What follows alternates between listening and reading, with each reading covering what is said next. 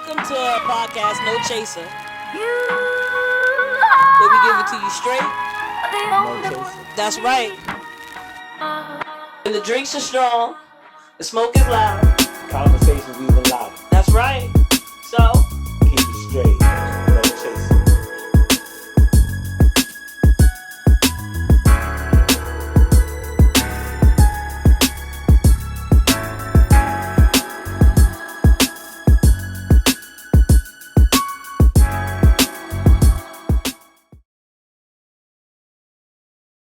I'm just joking.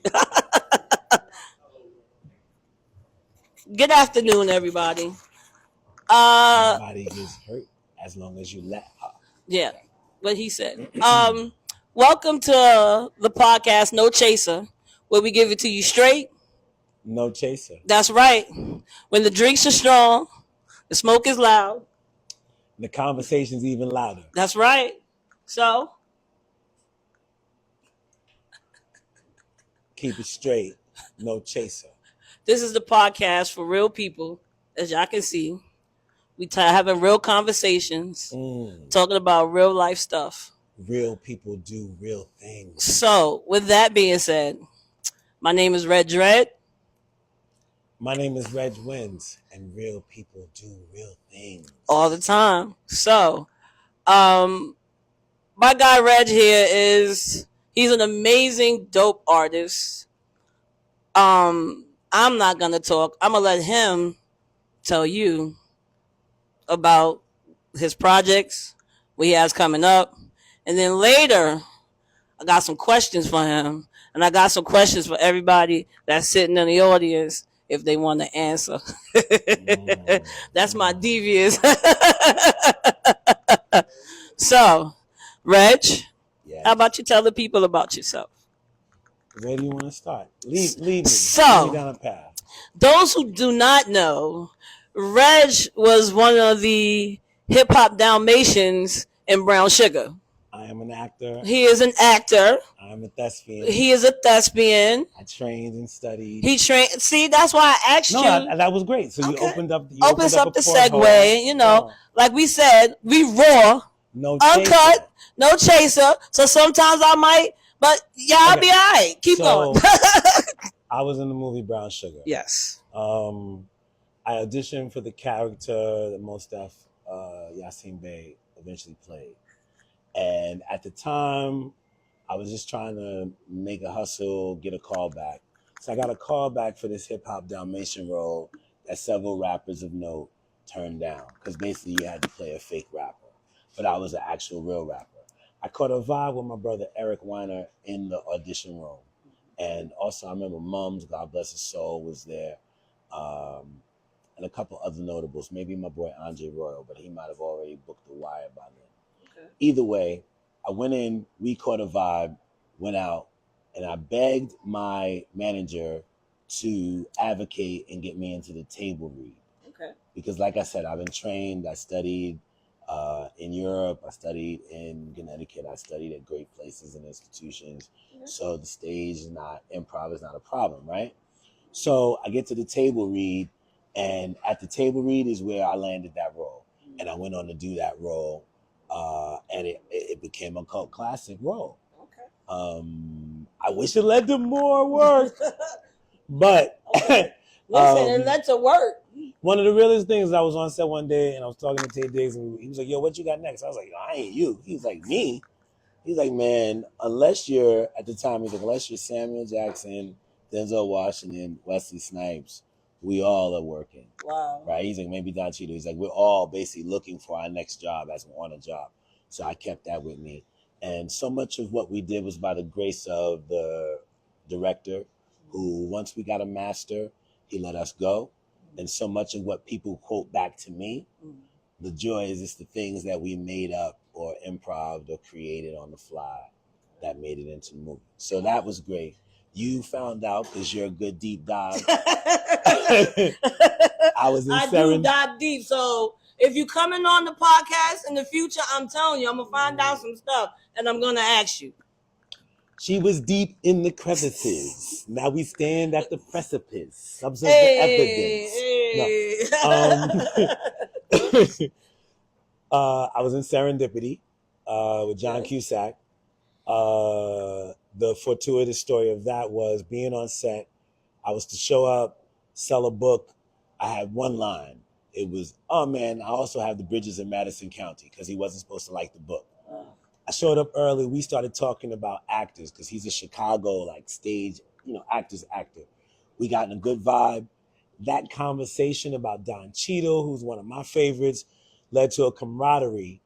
And like a good service lob player, he assisted me like a good point guard. When the cameras rolled, he opened up a conversation that I grabbed hold to. And if you see the movie, it's like we have 4 or 5 lines.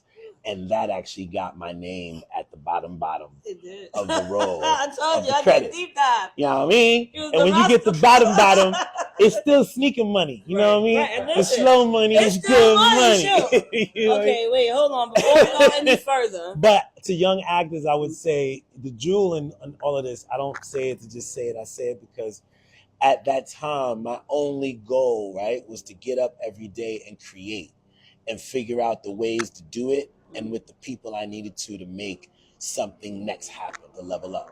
Okay. And so I was willing to like advocate for myself. Okay. So, before we go any further, everybody got a drink? All right? Everybody sipping? Salud? Salud. All right. Salud? Salud to the room. Salud to the room. So, I know it's rosé. What do you call it? It's rosé o'clock. It's rosé o'clock. But you got Prosecco. It's rosé o'clock. I have Prosecco, but it's the duck, bro. I don't, whoever makes this, bro, like, this is an amazing beer. I need like 2 of these Jim Johnsons in a joint. What's and the name it's again?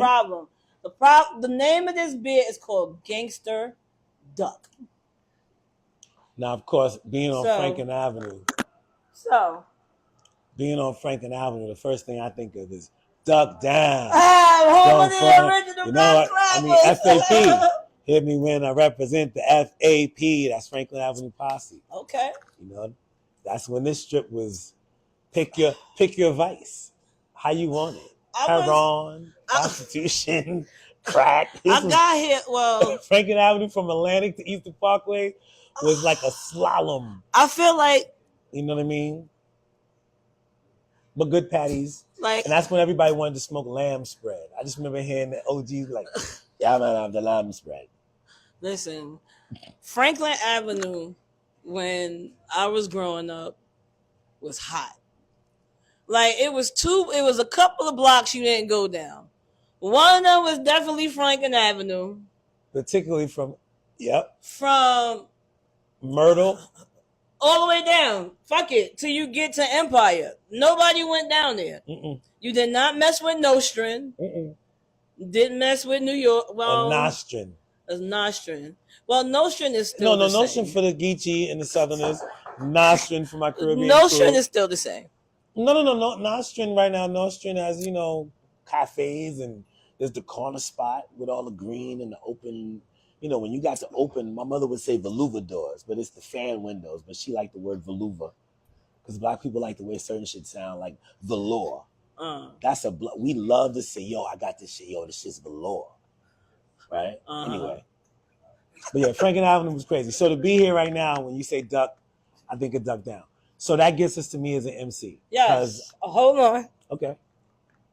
I'm just transitioning. I know. I love it. This is why, like, I love that the first interview we did because it was so effortless and it made me feel like, we were just chopping it up. It wasn't really a podcast. It was just like chopping it up. So, talk about your rap career. I would say I'm an MC. I'm sorry. Talk about your MC career. Okay. Please forgive me. No. I started, hip hop. I'm a child of it. It took me by storm. Okay. So I danced on linoleum. I tagged up things with the tag Quasar. Okay. With an S. I thought that was cool. You know what I'm saying? Quaser. Quasar. Back then, my name was MC Kill. MC Kill. Yeah, because LL Cool J was hot. LL Cool J and Run. Everybody was either because of nothing, Right. something, right? Yeah, that was Chief the era. Knocker or something. Knocker. I keep a back, I keep her inside my locker. Go to school every day.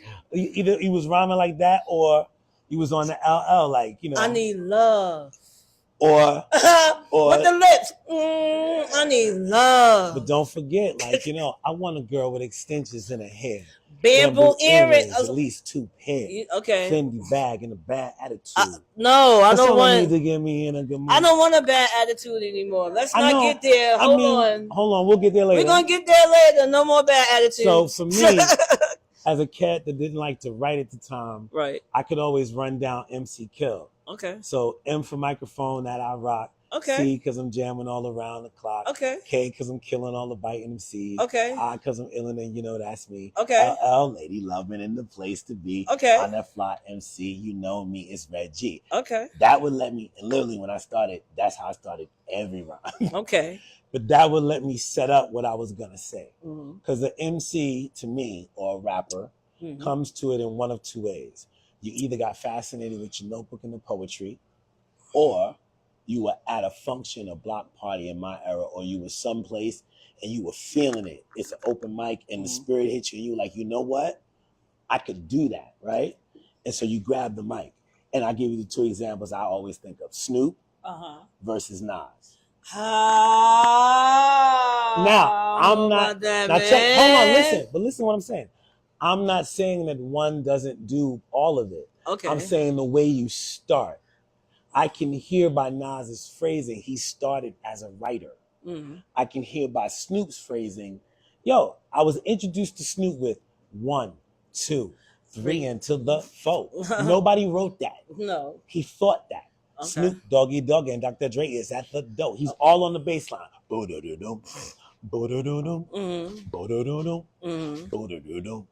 Ready to make an entrance. So back on up. See what I'm saying? Whereas Nas, one mic. That had to be one. One mic was my shit. You gotta. But does one mic? But does one mic? You gotta go back. But does one mic sound like a freestyle? No. No. It sounds like an eloquent piece. It does. That we could have a Harvard discourse on. That's true. Hence, he has a scholarship at Harvard. So then, you see what I'm saying? So for me, would you say ether? I'm just saying I started from the freestyle side. Okay. And I've worked myself over my career to become a songwriter. Okay. Like past rapper, because at this point, music has to tell you a story. Otherwise, how are you going to break through the frequency and the noise that is social media, the internet, or our fickle personalities and space and time? So, I have a question for you. So that really makes me a griot. Okay. Full circle. But I have a question for you. Talk. What is your favorite hip hop song? That's a hard one. I'm going to just start with, I'm a student of the tribe, which by lineage takes me to De La and Jungle Brothers. So that's all for me. For me, that's all one stew, right? Yeah. I love De La Soul, by the way. And Me, Myself, and I. Potholes in my lawn. KRS Raised Me. Okay. Kane Amazed Me. Yes. Yeah, I would that and then later on, Nas and Mobb Deep really captured my pen. They made me want to sit down, and Nas particularly made me want to sit down and start crafting thought. Right. Like more than writing, he made me want to put together thoughts and figure out how to do that. Because I had cadence, because like I said, I came to it from performing in front of people. So that started my fascination with, I can really take this in a direction. Okay. So now we get to the juicy parts. Let's go. I was because now it's us in the backyard. The juicy parts are us in the backyard. Right, now it's us in the backyard. Now, like, we've been drinking. Yeah. And we've been smoking. Shout out to my sample sale crew. That's my music crew. Shout out to Regiment and the Daily Regimen and all those people that help make these entities and me show up on time and things happen. So, Cool. you want to give them your IG? Yeah. REGWYNS. Reg wins the game. REGWYNS. You can also get me via R.E and then spell regiment with 2 G's. But just keep putting a dot between the letters and you'll get me. Okay. Yeah. I love you. I love you too, sis. I love you. So, like I said, a lot of people talk to me at this table, but very few. But here we go. Very few get back to me and within 7 days have That's partly why I'm here. I'm just fascinated with it. I was moving expeditiously. Ooh, somebody right there said it. Yes. Like, not to go off topic. Sorry, but like, my pops was a fighter. Mm-hmm. He ain't fuck around. So when you had to do something, mm-hmm. you did it. I ain't fucking around. It's like, I ain't fucking around. Let's get it. Mm-hmm. All right. So not to go off topic. What was you going to ask me? Okay, no. Here's the first question. It's 2 questions that I have for Reggie that he has to answer. Well, no, it's 4 questions that he has to answer. Willing. The first question Reggie has to answer is, what was your drunkest night look like, and what was the worst outcome ever? What was the drunkest night? What was your drunkest night ever?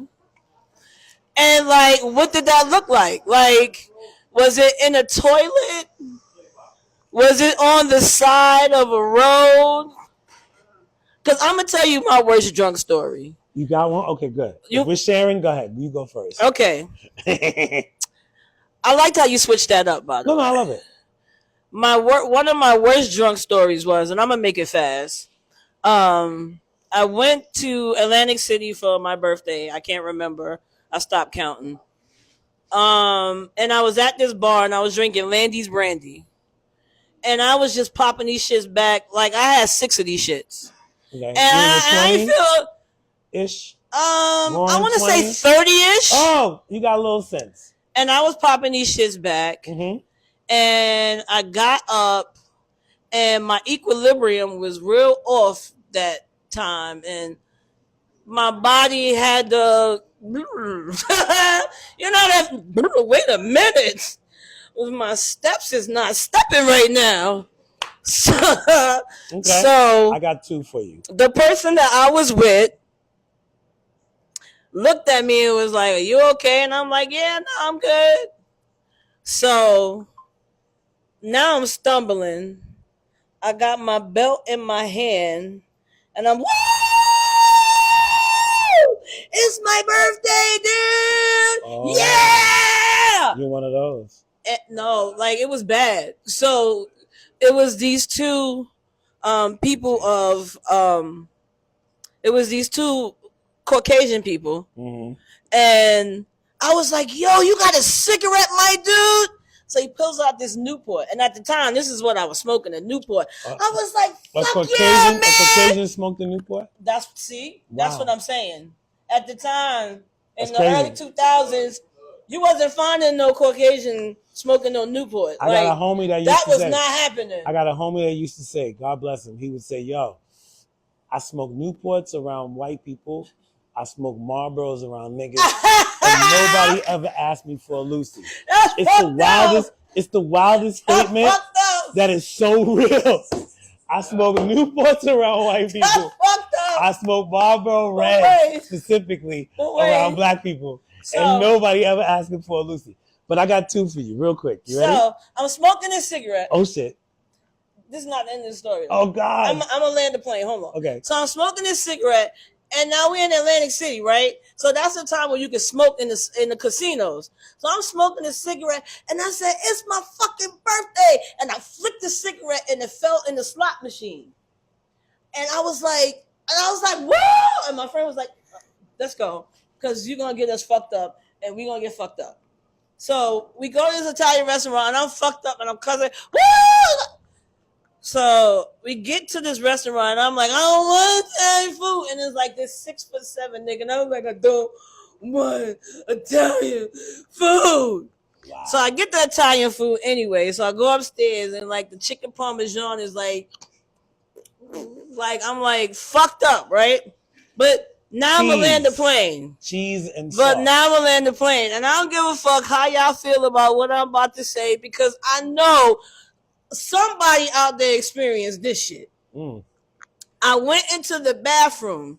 And this is the first time in my life that I ever experienced that you can do two things out the same, like out projectile at the same time, bro. So I threw up. It was bad, bro. It was horrible. That pasta, bro. I shouldn't have ate that pasta. That shit fucked my stomach up. Man, I threw up and shit at the same time. I did not know that shit was humanly possible. First of all, how can somebody drink? Looking back at this shit in hindsight, how the fuck can somebody drink that bad that you fucking do that shit?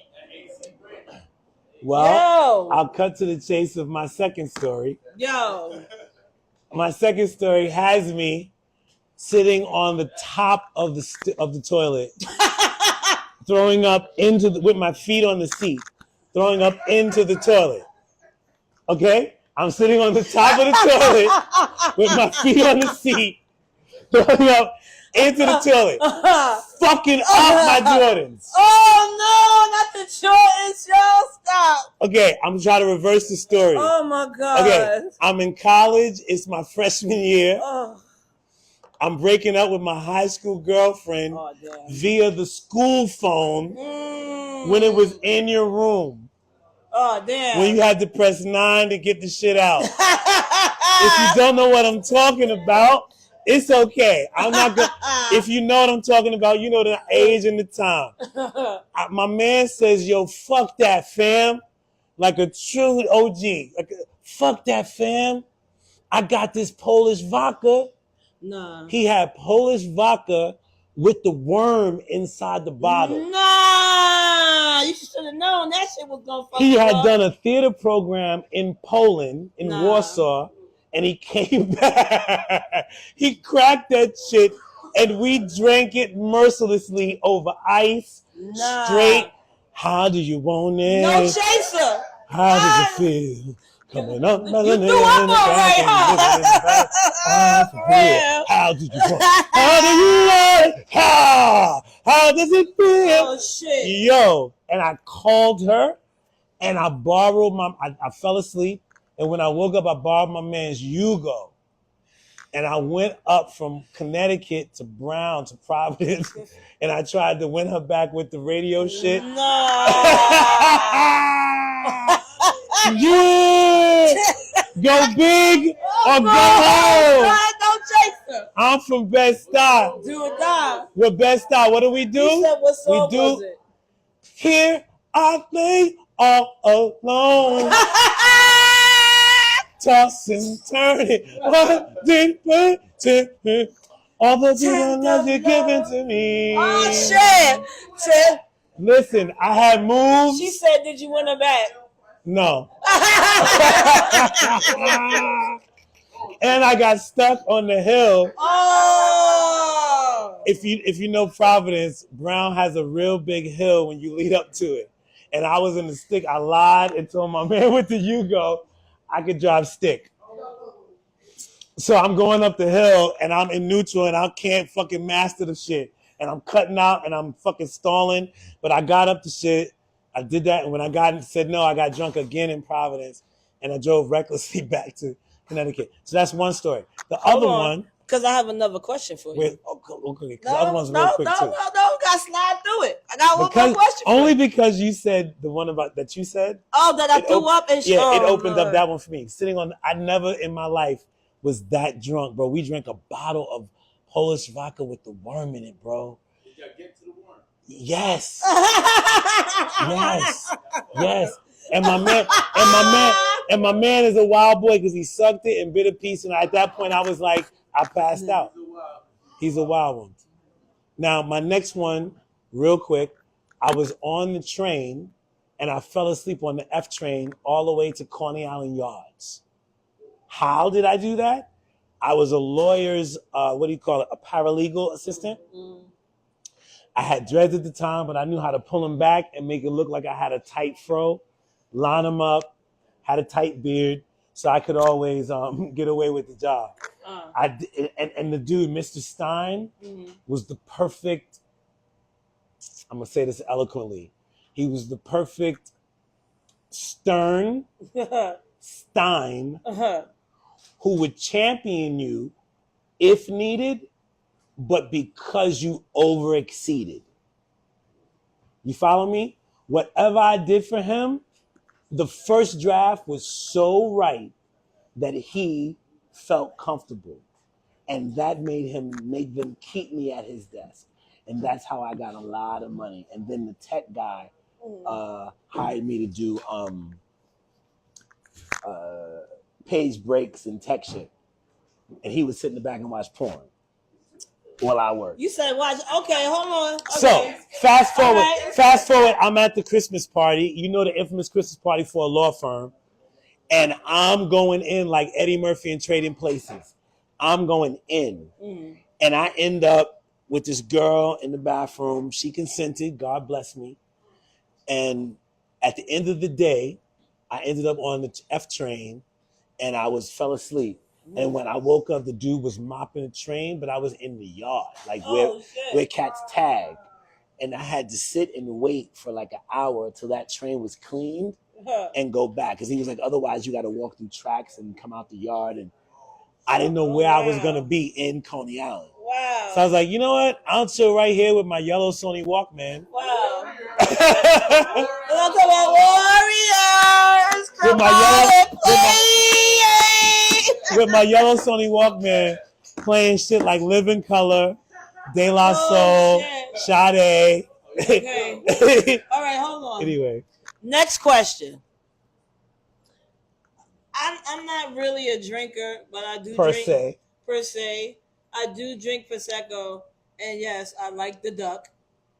But I am a pothead, a stoner, however you want to say it, however you feel to say it.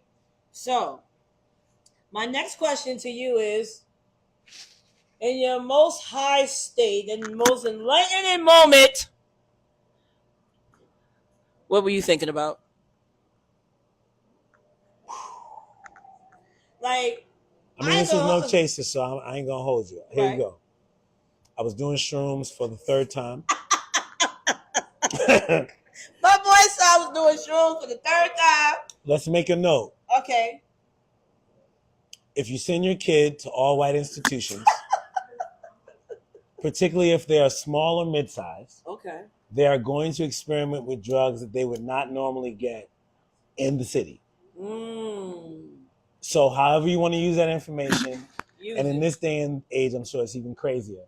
That's how you get people like, no, I'm just going to smash up the pill and we just snort it. Don't worry. Wait. Right. No, we're not. Because okay, so I'm from the era of lint bias. So the two things that my parents weren't going to hear is your son overdosed on cocaine. And the second thing was your son imposed himself on a white woman or any woman. But particularly being at a white school where even many black women were, at that time we would say Oreos. Those were two things I was like, as a black man, that's not happening. Right. That, like, those two things cannot be on my epitaph. That being said, I shrooming for the third time. My dad was in the hospital in New York, and I had an enlightening trip, but it was a bad trip because it was more urban. Normally, we would shroom and go into the Arboretum, which is like an open place with flowers and trees, and it's like Shakespeare's Midsummer Night's Dream and shit. It's like the best botanical garden you could ever be in, with a lake. Okay. And you shroom in there, like the trees breathe. It's very dope. But you mess around and get too much concrete, and too many people talking shit. Because at that time we were bored. So the thing to do would be take shrooms and then go to some sort of gathering with people and maybe a few professors and try to hold your shit. And at the same time, laugh at the person across the room who can't hold their shit. That was what you do at a white school at that time when you're bored. But as I had the epiphany, I was tripping and I realized whatever I was saying was scaring my friends. So everyone around me is crying and I'm trying to calm them, but I can't calm them because I'm in a manic state. Oh, wow. I've lost control of the shroom. You follow what I'm saying?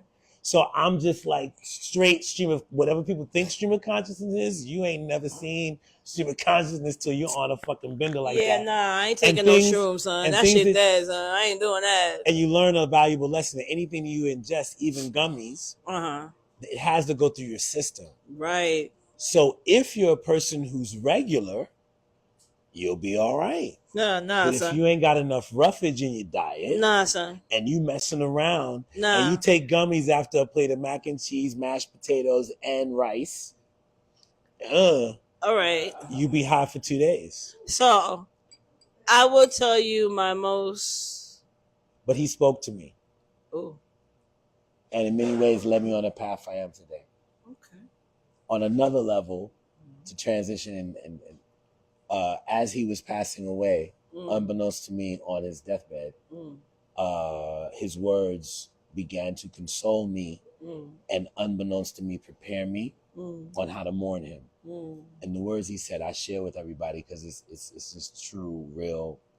My dad was one of those people who dropped time release capsules in your brain at 14 and they mean something at 18. Okay. As the police are pulling you over on the side of the road, and you think of who you're gonna call. Ghostbusters. Right? And you think of who really loves you. Right. Anyway, he said to me, son, when I'm gone, tell stories of me.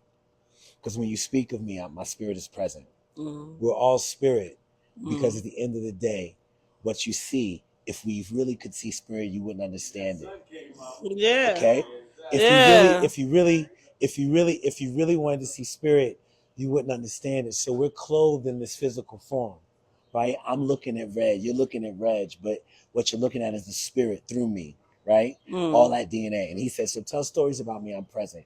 When you're comfortable, speak to me. But what you really must understand on its simplest form is the way in which you honor the deceased is by the manner in which you choose to live. Because living is a choice. Right. Well. Okay? You must continue to live no matter what. So that's the full circle moment from the time that I was the most high to the time I was in tune with the most high. Ja. Rastafari. My story is not that enlightening. And that's why we're here. Sometimes you want to go. Because sometimes you feel like a nut. Sometimes you don't. I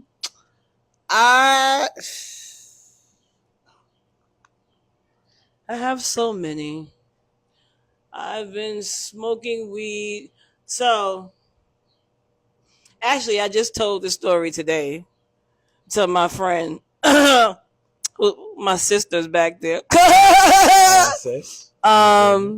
One day I was really stressed out because this chick was in my crib, right? And I wanted this bitch out. Like, this bitch had to go. Cause I was mad. Like, she really had to go. And I called my sister. Because who else is you going to call? Right? If you got family, you call your damn family. Absolutely. Because they're going to pull up. And my sister pulled the fuck up. She said, you got to go.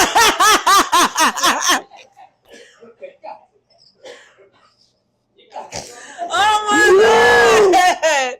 That's exactly what the fuck she said. She said, bitch, you got to go. So she was like, Simone, you gonna let your sister talk to me like that? Yeah. I mean, pretty much. She speaks for the team. So No, it got bad because she really grabbed Shorty's coat and threw it out the door. And after she did that, she slammed the door in the bitch's face and said, Simone, sit down. I said, yes. And she rolled me a joint. And I sat there and I smoked that joint. And my enlightening moment was, fuck bitches, get money. Wow. That was my enlightening moment. Fuck bitches, get money. Like, cause you can be as good. She was like, she was, yeah, I'm sorry, okay, that's for another podcast. All right, our next question, and this is, I'm gonna open it up for everybody, 5 minutes, and then feel free to chime in. Mm-hmm. Reg and I open up for questions. The first question is. On the second. Oh, this is the third question. I'm sorry. No. The first two was from me and Reggie. No. Now the second two is for whoever. Mm-hmm. All right? Okay. First question is, like, who said you can't find love in the club? I'm sorry, I'm a thought too. Hey! So, the question is, can you find love in the bar or the club? Like, really think about this shit before y'all answer this shit. Don't be like, right. All right, Swift, I hear you. Like, for real. Like, really answer this question. Don't be thinking about, yeah, like, I did meet my boo like 2 years ago, and we still going strong. It's only been 2 years. Technically, I'm going to drop a jewel on y'all. All right? It takes 5 years to know if that's the person who you really, really gonna be with, who really gonna rock with you. What's the 5 based on? Because I would say in New York, right? Don't talk to me about love for 6 months. Like don't even talk to me. Okay. You don't know me. All right. I know your agent. I know your best togetherness. Right. On the days we see each other. Whatever, I know your representative who shows up with whatever frequency. Now, the more frequency, the more I might see. Right. But at the end of the day, for 6 months, you like me. Right. More importantly, you like the way I make you feel. Right. Because I like the way you make me feel. Absolutely. Don't talk to me about love. That part. Okay, that being said. That part. Anybody else want to chime in? Why 5 years? Oh, why 5 years? Mm-hmm. Okay. I just had to get that off my. So once we go into further podcasts and, I talk about my shit, like I have like one of my close friends in the audience, right? And she and my sister know me. I cut bitches off fast. Like I ghost niggas fast. I'm sorry. Just to be clear. So hold on. So I'm saying that to say this. I feel like the first 2 years, you are meeting their representative. Okay. You absolutely are meeting their representative. Because nobody's going to show you who they are in 2 years. Okay. Bullshit. It'll pop up when you look back on it. So, yeah, because you're in the honeymoon phase. Because it's roses and butterflies and you tolerate some shit. You be like, the bitch go and take your fries. When I asked this bitch, do you want fries in the first place? And you said no. So, because you said no, like, bro, now you mad. So, no. Now, I feel like the third year. I'm not clapping. I'm just making a sound that gets you through the first 2 years. So, I feel like the third year. No matter who you are. Okay, walk with me, y'all. All right. Hey, and stop. Like, yeah, I know. Think about it. You a jerk sometimes. Yeah, I'm a jerk all the time. The third year, I feel like, all right, you show me your red flag, so I can deal with it or I can't deal with it. The fourth year, you locked in. Preach. Okay. The fourth year, you locked in. So on the fourth year, you tell me. On the fifth year, you lit. Because now you know you and this person are rocked out for 5 whole years. Mm-hmm. It takes 5 days to quit an addiction. Well, 5 is a number of power, so that's a powerful number in and of itself, right? 5 fingers coming, you know. Anybody else want to chime in? I'm just You know, saying. I never I'm heard. just saying. I You never feel heard the my 5 way? year. No, I'm serious. I never heard the I'm 5 year serious. piece. That make about good sense. You gotta lock in. You gotta know who you with. You know what I'm saying? You get through the little cobweb. Sometimes, you know, but me, I'm a little, you know, I don't got too much patience for all that. So you gotta make sure you're right and ready for the occasion at all times. Right. When you with Right the Swifty. and But ready for I'm the good. I'm out the occasion. game. You feel me? We out here. I got my franchise player. Hello. I know, see? But you build that. You builded that. And it took time. And it took patience. And it took hard work. So what was his leading to? Can you find love? But can you find love? But can you find love in the club though? See the thing about you. That's my eye.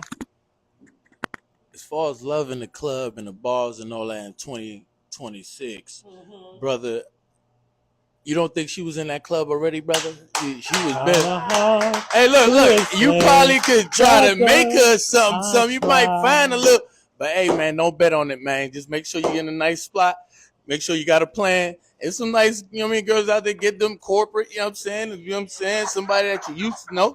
But these girls out there, boy. Oh my God. If they got Instagram, got your girl, man.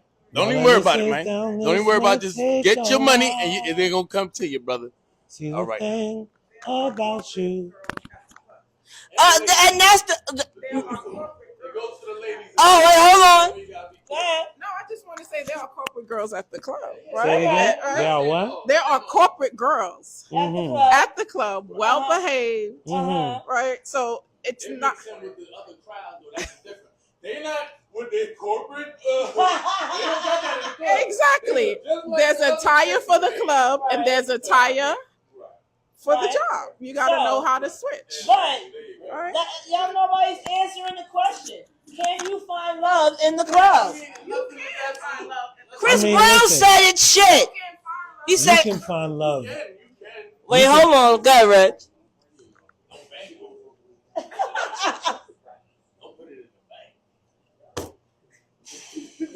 All right, the parable of love. You can find love anywhere your self-love is present. Okay? So let's start there. You can find love anywhere. I'm going to get there in a second. You can find love anywhere your self-love is present, right? Therefore, you can find love anywhere, right? God is good, good is God. Cool? That being said, though, it will not bloom where you find it. And the journey to the blooming is the piece that determines what kind of flower you're going to get. Like I'm a Libra, so I'm not really picking a side. But what I will say is I have found people in the club because I've worked in social atmospheres most of my career. And God bless them, I found some beautiful people in some beautiful places, right? But I had to learn that seasons, reasons, what was it, you know? People there for a season, a reason, and a lifetime. And a lifetime, but also a teaching. Okay. There are relationships that I can now honestly say taught me I wasn't ready for what I thought I wanted. I'll say it again. I've been in relationships that crashed and burned. They taught me I wasn't ready for what I thought, what I said to God I wanted. And then I got it. And I was like, the requirement. Like, let's just say, like, before we get to the, like, whether I liked it or not, you know, or maybe it isn't, what happens is I think the requirements for whatever it is that you're engaged in start to weigh on you. And that's when you determine if the heart and soul of the person are worth those requirements and the patience needed to let that grow. No. I hear you. So that's my esoteric. But I normally would say hell no. I don't look right. I at this no point chaser. Hell no. At this point in my life, you cannot. I'm the pretty girl in the club who's just there to dance with her friends. No, listen. I swear to you, not on some like I'm not trying to be like a hyper male or nothing. I'm just saying like I'm in the club normally because my friend is in some position of frequency. Okay. DJ, promoter, venue owner, like that's the reason I'm there. I'm not there in seek or search. Okay. Thus, it's like us meeting. You know what got me first? I said my first and last name because my shit is 2 syllables, so I always do it. And then you said your first and last name. You know what I mean? And that, along with the jacket, of course, that made me like, oh, that's my friend. You know what I mean? So I'm that kind of person. So that could bloom into love, but I don't go out looking for it. So whatever's going to happen is going to be. But everybody has their own frequency, and they have to get to it at their own time. So I am the total opposite. I'm sorry. Which leads to my next segment. Our next segment. How dare you? How dare you? How dare you? I say this all the time here. How fucking dare you?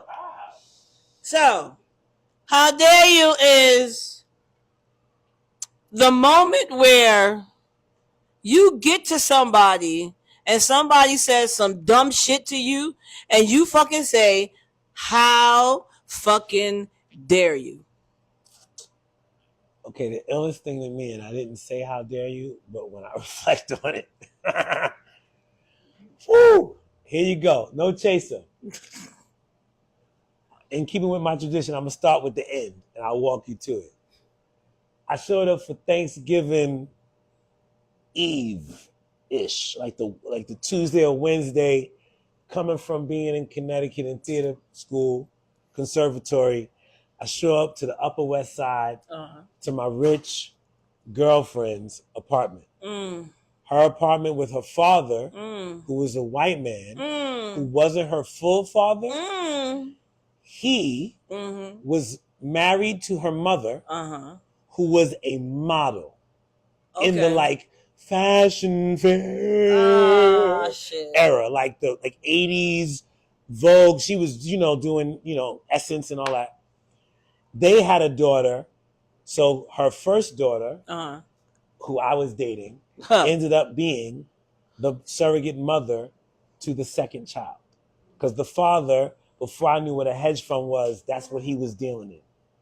And he would always say to me, why do you date my daughter? There's so much more for you. But she was bad. Like, she was bad to the point that I went to Mecca. If you're a New Yorker, you know Mecca. Back in the Lower East Side, we went to Mecca for dinner, and Puffy tried to press me. Oh shit! Because he had dated her, and I was like, "Word!" Like, I'm young, so I'm like in the cut, like. So I played it nice because he went to Music and Art LaGuardia with my sister. So after he pressed me, I was like, "Yo, man," my sister would always tell me to say "What up?" So respect due. What up? He's like, "Who's your sister?" I said, "Yolanda Wins," and he cracked like, "Word?" Oh, I ain't till I said hi. So anyway, I knock on her door. I walk in. She's stuffing turkey. Got her hands all up in the turkey. Right. And there's another dude in there. And he's got his hands in the butt of the turkey. Nah, son. And they stuffing turkey together. No. And I'm like, oh shit. Like, how dare you? How dare you? How fucking dare you dirtbag. Like, regardless to whom or what. How dare you? How dare you let me walk into that? Right. The backstory is, before I went to conservatory, her and the issues that she carried, she told me, don't leave. Don't go away. Right. I don't know what I'll do if you go away. Right. Now you're young. You're like, no. Oh, shit. We can work it out. Nah. I'll take Metro North. I don't do whatever. You lost me at stuffing the fucking turkey, bro. Yo, That's so what you got me at. Fuck that shit. A whole semester. Nah, bro. A whole semester of trying to be a dude. Nah. A stand-up dude. Nah. Led me to, how dare you? I walk in the room and they stuffing the turkey from both ends. Nah. Both ends. Nah. So y'all can cut this right. I'm going to say it again. They stuffing the turkey from both ends. Nah. From both ends. Can I tell you my how dare you moment? And then after this, we're gonna wrap it up, and greetings and salutations and all that good shit, and more drinks, and more smoke, and more duck, bro. Holla at me, like I'm dead ass, bro. Like for real, son, because that shit is like duck. Gangsta duck. And if you make rosé, I ain't Ricky, but my name is Reg A. Right. Reg wins. Okay. I win. Always. Listen, all right. I win. Without question. My how dare you moment was. Talk to me. Unfortunately, I date a lot of females. Wow. Unfortunately, I date a lot of chicks, right? Wow. Listen. I'm not. Listen. I ain't gonna hold y'all. I ain't trying to hear to offend y'all in any way, shape, form, or fashion. Speak your truth. If I dated you in the past, boom, we good, son. We are amazing, my nigga. Like gravy. Get low. Gangsta duck. We get low. Duck we down. good, son. I'm just saying. But my how dare you moment was I was sitting smoking a spliff always, because that's what I do. Okay. And I was thinking about my relationships, right? And when I was thinking about my relationships, I took the biggest tote of my life. And when I released it, I said, you know what? These bitches think I'm fucking goofy. How dare you? And that was it, bro. That was my epiphany moment. I know, stop playing. Dead ass. You know why? My big sister always tell me, like, what is wrong with you, bro? She a scallywag. Like, sometimes she called them scallywags. Mm-hmm. I mean, sometimes they was scallywags. I'm glad. Like, but we cool. But don't get me wrong, we cool. But that was my how dare you moment. Like, Simone, how dare you lower your standards sometimes? How dare you take it there with yourself and put yourself in these awkward positions when you didn't have to? So the how dare you moment was to myself. There you go. So self-awareness. Self-awareness is key. Self-favor. No chaser. I'm an open book. Everybody know that, right, Steve? Yes. That's right. Me and Steve have had a couple of conversations, and Steve will be on the podcast soon too. And I can that one. That one's gonna be a vibe, my guy. That one's gonna be a vibe because he's a very interesting story. But until next time, guys. Like, do you have a final thought, Reg? Yeah, I got a couple things. First and foremost, thank you for having me. Everybody be sure to follow No Chaser, where you will get it straight to the gut, straight to your dome. No chaser, no filters. You know what I mean? No chaser. You might get an abstract, but it's no chaser, no chaser. Right. You can find me at Regwins, REGWYNS. I got some music that I'm featured on that's streaming, so you can type in to whatever your DSP, digital streaming platform is, and you can find me at Regwins. For the summer, I got dates coming up, so follow me. Yes. If you're a bike rider and you're within the New York metropolitan area, fuck with me on Night Riders. KNIGHTRYDERS. We ride at night to bring truth to the light. My dialogue is my own because Reg Wins will always right. That's that. I'm thankful to be here. Thank you. And you know, I'll be in the background making this can go further. And further. You know what I mean? Let's keep it going. Right. Thanks to everybody for being in the room. Yeah, thank you, everybody. Thank you. Thank you. You know what I mean? Thank you. Thank y'all for joining us basically for Rose O'Clock.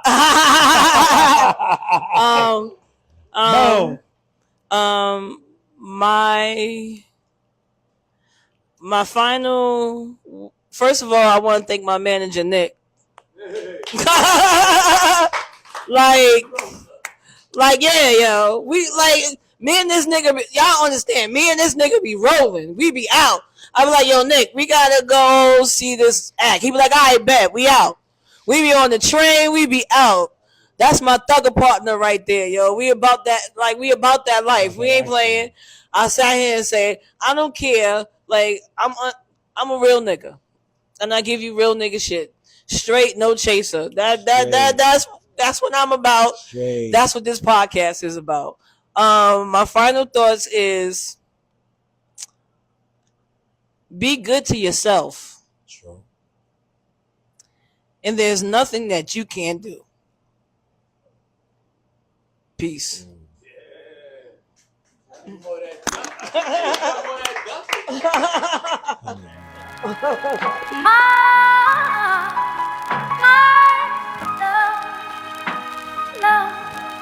Welcome to our podcast, No Chaser. Where we give it to you straight. No chaser. That's right. And the drinks are strong. The smoke is loud. Conversations we